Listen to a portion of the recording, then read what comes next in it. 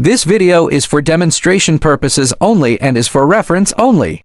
Level mode parameter settings. Use an external high or low level signal to start or stop the pump. Adjust the speed and rotation direction using the pump's front panel buttons.